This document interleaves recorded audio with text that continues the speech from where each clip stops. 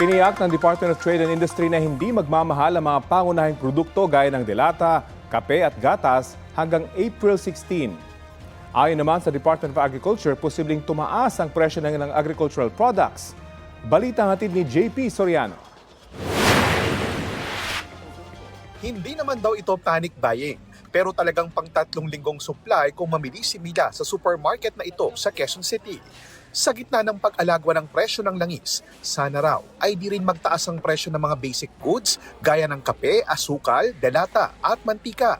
Sa sweldo ng tao, ang hirap, hindi pa tumataas. Ang hirap i-budget pero yung kailangan lang talaga. Pero ayon sa Department of Trade and Industry, nakapulong na nilang samahan ng mga manufacturers at retailers o yung mga grocery sa Pilipinas. At matapos ang kanilang meeting, ginarantayan ng DTI, wala raw magtataas sa presyo ng mga pangunahing produkto o yung mga basic goods hanggang sa mga susunod na linggo. So we will not have any price increase up to April 16. And we will keep on updating them kasi may mga ibang produkto na hanggang end of April wala pong price increase.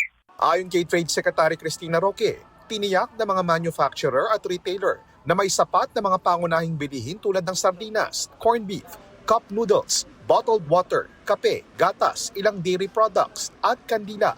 Pero dahil walang katiyakan kung hanggang kailan ang krisis sa Middle East, posible bang tumaas ang presyo ng mga bilihin pagkatapos ng April 16? We will update. Titingnan natin ulit because weekly po ang usap namin with the manufacturers.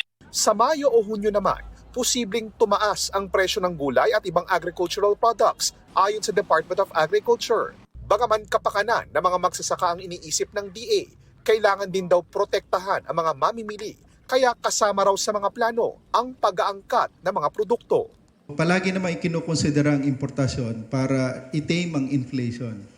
Kasi aminin natin, mas mura yung bigas, mas mura ang karning baboy, ang karning manok, kaysa dun sa ipinoproduce natin. Mas importante na mayroon tayong inventaryo ng mga agricultural commodities. Nagbabadya ring tumaas ang presyo ng manok at baboy dahil sa mas mahal na imported feeds. Apektado kasi ang produksyon ng feeds dahil sa mataas na presyo ng krudo.